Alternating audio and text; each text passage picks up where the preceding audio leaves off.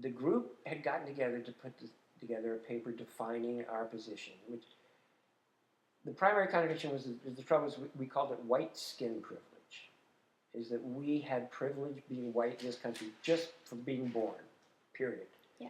And that was the term. And how do you fight white skin privilege? And the way you fight white skin privilege is you follow black leadership, and you follow those struggles. And the Panthers were fighting black leadership. Our role was to support the Panthers at home. Abroad, yellow people are being killed by white people, you know. What do we do with that? We came up with the slogan, bring the war home. And so it was going to be so uncomfortable for this, the United States to, the war, which actually turned out to be a winning strategy. So they were writing the paper. This guy, John Jacobs, who everybody called JJ, who'd been out of Columbia, who was a theoretician. He had not been. He was really behind Columbia. Rudd was the face man, but JJ was the real thinker. They weren't killing. That was white skin privilege. Yeah. We were getting beaten up, but they were killing the radical blacks, and they were killing them.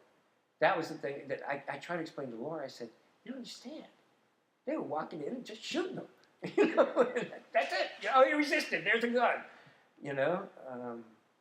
It was just horrible. They had a license to do it. It was Hoover and the FBI. We read a number of papers where we'd always use, Dylan was our avatar, always use titles for Dylan songs. I forget what the paper from the inauguration demonstration was or something like that. So Terry Robbins, who was later blown up in the townhouse, and who was Bill Ayer's best friend. Everyone had best friends, which later became important in Weather Underground. But so Terry and I are sitting there at the last dinner, and I was not a major contributor to it. My girlfriend at that time, Connie, was. And with JJ, she and JJ wrote a lot of it, but JJ probably wrote the most of it. And so we're just kind of editing it. So we come up with a title. So we had two titles. The Pump Don't Work because the Vandals took the handles, or You Don't Need a Weatherman to Know Which Way the Wind Blows, which we were trying to say, with the first one, we'll be the Vandals, we'll take the handles, so the pump won't work anymore. Yeah. The American system won't work. Or it's right before your face. You don't need somebody telling you what's wrong. So we kind of, maybe you flip the coin, right? Which is, well, let's go with Weatherman. So that became Weatherman, or else we would have been known as the Vandals. Yeah. From then on. But Weatherman, I think, is a nicer name than the Vandals. Analysis of an American society. Okay. We were a bunch of. We all went to Ivy League schools, or Michigan, or University of Chicago. We were privileged white kids who were, who believed. Well, part of that privilege, was pretending you just want a bunch of rich white kids, but if we weren't privileged white kids, we wouldn't have the guts to do it. Yeah. We had thought we could do anything, Joe Sixpack he was defeated already. I was actually seeing the Weather play up there in Seattle. I was talking to one of the girlfriends of one of these Cornell boys. She's a girlfriend now, and she's looking back. You guys were just rich white kids. And I said, Karen, we wouldn't have died if we weren't rich white kids, We had both the time and the sense of empowerment that all our lives we'd grown up being told, you can do anything. You can be president, you can be senator, you can be Supreme Court justice. Oh, yeah, and we get in the war, right? So there was a strong, there was something to it. Yeah. And so we were endlessly theorizing, about debates and going through it. So that came out as the paper, and that defined it. And the Revolutionary Youth Movement put another one. And so we, of our group, held the national office. Progressive Labor had to set up somewhere else. Bernadine, Billy, and Jeff were still. And so Phoebe and I, at Bobby Seale's house over in Oakland, there would be a meeting every Sunday evening at 4, where you would go and you would discuss the Bay Area politics, what needed to be done. The Panthers loved white support, and they were great. And Kathleen Cleaver was there. Eldridge was in prison. And Bobby was there. Huey was in prison. Phoebe and I represented the students, as Bobby called us. The students. What are the students doing? Bobby was saying he would fix all this spaghetti. And then this drink called Bitter Dogs, which was white port and lemon juice. And that was the Panther drink. So all those white wannabes, we all drank Bitter Dogs all the time. White port and lemon juice. Lived on Bitter Dogs.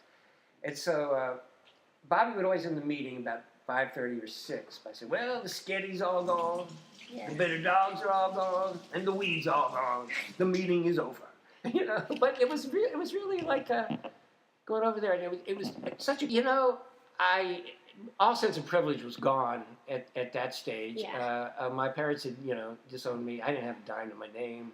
I had a Williams degree. That was about the only thing you could say I had left.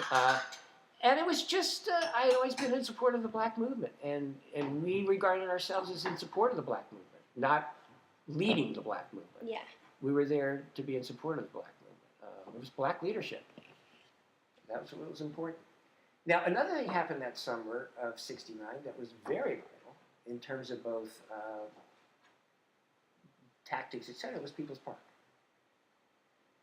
There was a plot of land, one big square block, over in Berkeley. And Berkeley was a vibrant community. And Telegraph Avenue was a very hip, vibrant thing. It wasn't like now, like the Haight. The Haight Street was a vibrant community then too. I mean, it was all vibrant communities. Now they're just like relics. So the hippies over there, so we're going to take it over. We're going to build a people's garden, and we're going to grow vegetables for. Hey, and the university said no. We brought on the university police and the state police and drove everyone out, trampled the thing, and put up a big fence. And so there'd been demonstrations back and forth. So then on July 14th, on Bastille Day, we were going to tear it down. And people went at their full tilt and tore down the fence. And there was literally 3 to 5 days of severe rioting on Telegraph Ave. And some people got killed. White people got killed. I forget his name. My friend Arthur, who had been a hippie and had been living with me on Fell Street in our big Victorian on Fell Street, he was running with me. We were running down the street. Arthur was totally working class guy, just a big guy. I don't think he even graduated from high school. Running the street, he got shot in the face with buckshot or birdshot. Little things, just like that. Boom, and he drops like this. And I, oh Jesus, we're running down the street. They're just blasting at us, from the roofs and everything. I mean, it was no holds barred. So it was just the other thing. So Arthur goes, "Go on, go on!" I said, "Arthur, this isn't a movie. Come on!" And we were running down. And then it was really intense. And the next day, and then we're on the campus. Then we take it to the campus because they're the ones calling the shots. Yeah. And we're just campus. And I run right into Pepper, right like a boom. And I got all these Hispanics, and there was a very important Hispanic radical movement then too. Chicano movement. Yeah. And Chicano movement, which is really big. It later manifested in the Los Siete de la Raza, which was built around their trial. Yeah. But all of a sudden, I got these kids in Spanish that don't speak English dragging me through. Come on, and it was like, it was just, it was a different time. Yeah.